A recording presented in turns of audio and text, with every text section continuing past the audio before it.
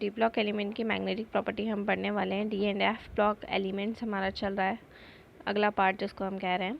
तो magnetic property of D block element, इसके पहले हम D and F block element के इसके पहले के पार्ट्स के अंदर बाकी का चैप्टर कवर अप कर चुके हैं।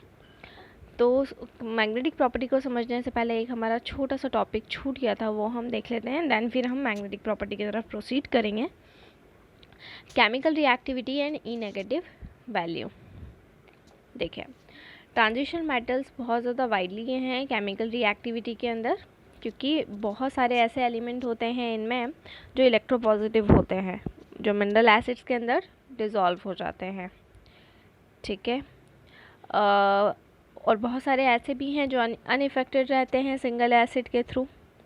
अब अगर हम बात करें मेटल्स की फर्स्ट सीरीज़ जो स्कैंडियम से लेके जिंक तक की होती है, इसके अंदर एक एक्सेप्शन रहता है कॉपर को छोड़कर जितने भी होते हैं वो मोर रिएक्टिव होते हैं और 1 मोलार H+ आयन से ऑक्सीडाइज हो जाते हैं।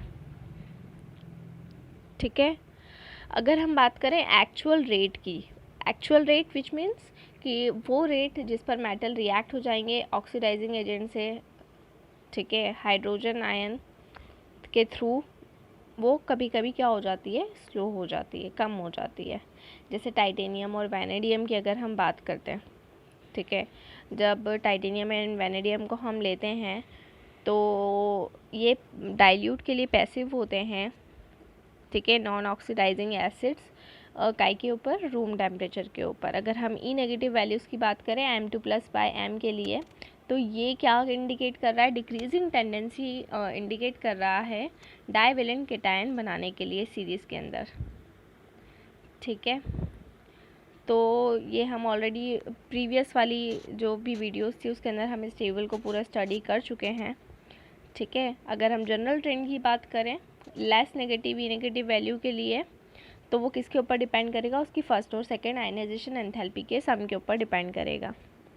ठीक है, अगर हम मैग्नीज़ की बात करें तो मैग्नीज़ के लिए जो ई नेगेटिव वैल्यूज़ होती है, ठीक है, ई नेगेटिव वैल्यूज़ फॉर मैग्नीज़, वो निकल और जिंक ज़्यादा नेगेटिव होती है एज़ कम्पेयर टू जनरल 10, है ना। अगर हम स्टेबिलिटीज़ की बात करें तो मैग्नीज़ D5 कन्फिग्रेशन होता है Mn2+, और जिंक जो होता है वो D10 हो जाता है।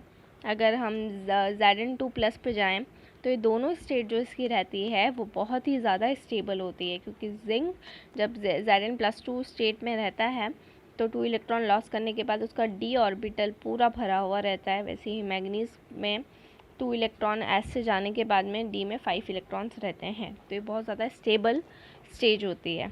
अगर हम निकल की बात करें तो ई नेगेटिव वैल्यू जो रहेगी वो highest negative enthalpy of hydration पर रहेगी।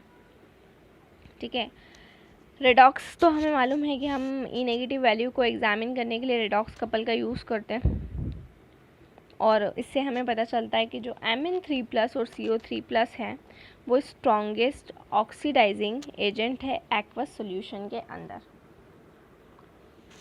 और Ti2+ and V2+ and Cr2+ strongest reducing agent है, जो हाइड्रोजन को लिबरेट करते हैं डाइल्यूट एसिड से, जैसा कि नीचे रिएक्शन के अंदर दिया हुआ है।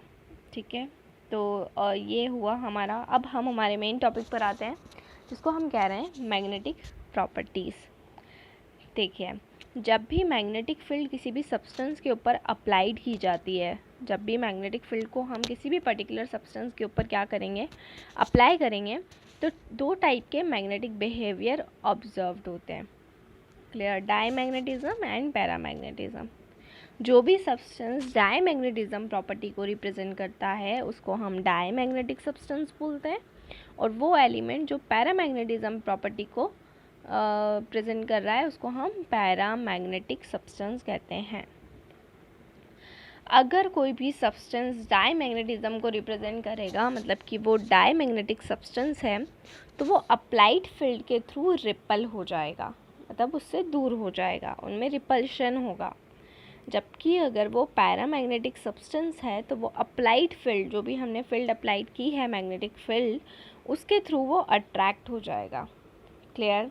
एक और प्रॉपर्टी होती है जिसको हम कहते हैं फेरोमैग्नेटिक।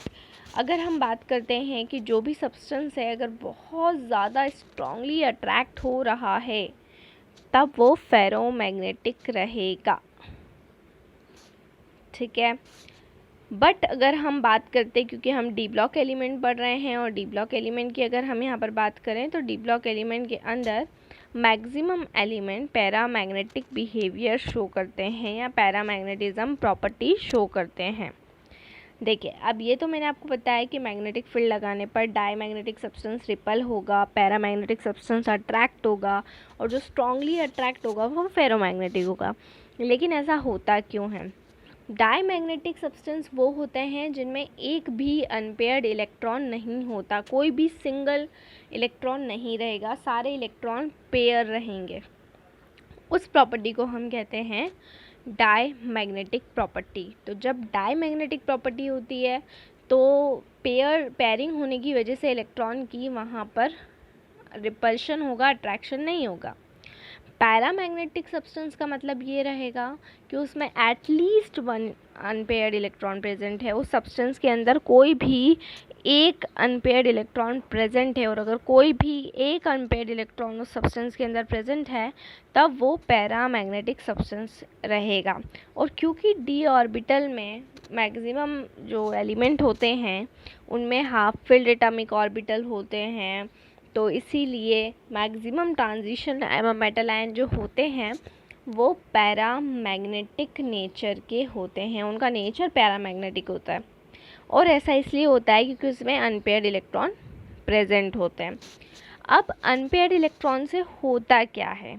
अगर अनपेयर्ड इलेक्ट्रॉन प्रेजेंट है तो अनपेयर्ड इलेक्ट्रॉन में जो मैग्नेटिक मोमेंटम रहेगा वो स्पिन एंगुलर मोमेंटम और ऑर्बिटल एंगुलर मोमेंटम से क्या हो जाता है? एसोसिएट हो जाता है। एक बार फिर बोल रहे हो कि वो इलेक्ट्रॉन जिसमें मैग्नेटिक मोमेंटम रहेगा वो स्पिन एंगुलर मोमेंटम और ऑर्बिटल एंगुलर मोमेंटम से एसोसिएट हो जाता है।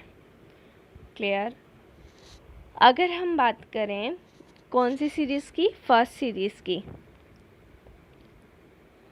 ठीक है।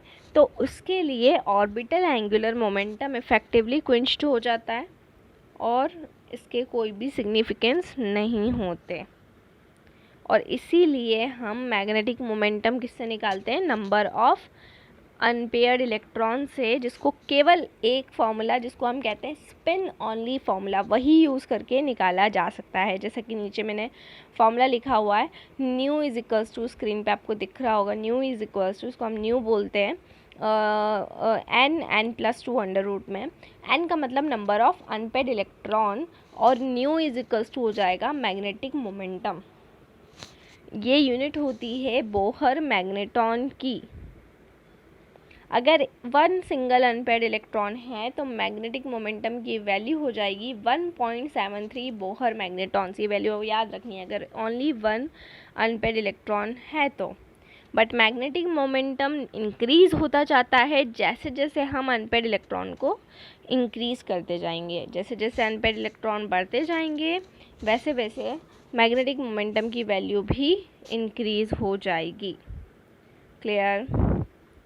अब जैसे कि यहाँ पर एक टेबल आपको दे रखी है, इस टेबल के अंदर ये आयन है, ये उनका कन्फिग्रेशन है, अनपेयर्ड इलेक्ट्रॉन है और उनके मैग्नेटिक मोमेंटम कैलकुलेटेड और ऑब्जर्व्ड। तो हम इस पर्टिकुलर फॉर्मूले में स्पिन ऑनली फॉर्मूले का यूज़ करेंगे। इसके कन्फिग्रेशन जैसे Sc3+ की अगर हम बात कर रहे हैं तो 3d0 उसका कन्फिग्रेशन हो जाएगा, क्योंकि 3 इलेक्ट्रॉन्स 2s में से निकल जाएंगे, 1d में से निकल जाएगा, तो 3d0 हो जाएगा। अब यहाँ पे देख सकते हैं आप कि यहाँ पे मैग्नेटिक मोमेंटम 0 आ चुका है। टाइटेनियम 3+, 2+, इस तरह से इस पर्टिकुलर टेबल की हेल्प से हम उस फॉर्मूले से निकाल सकते हैं आपका बोहर मैग्नेटॉन। यहाँ पे एक क्वेश्चन भी दिया हुआ है, calculate the magnetic momentum of divalent ion in aqueous solution in its atomic number of 25। तो 25 अगर होगा तो D5 कन्फिग्रेशन हो जाएगा। ठीक है, magnetic momentum mu is equals to 5, 5+2 5.92 Bohr magneton, ये मैग्नेटिक मोमेंटम। तो ये होती है magnetic property D block element की। नेक्स्ट वीडियो में हम और कुछ प्रॉपर्टीज़ को स्टडी करेंगे। तो इसी तरह से जुड़े रहिए हमारे साथ में, वीडियोस को लाइक करते रहिए, चैनल को सब्सक्राइब करना ना भूलें। और अगर आप हमसे ऑनलाइन होम ट्यूशन्स पढ़ना चाहते हैं तो हम आपको ऑनलाइन होम ट्यूशन्स की फैसिलिटी भी प्रोवाइड करा रहे हैं। हमसे पढ़ने के लिए डिस्क्रिप्शन में जाकर सारी डिटेल्स ले लें और हमसे कांटेक्ट करें। Thank you.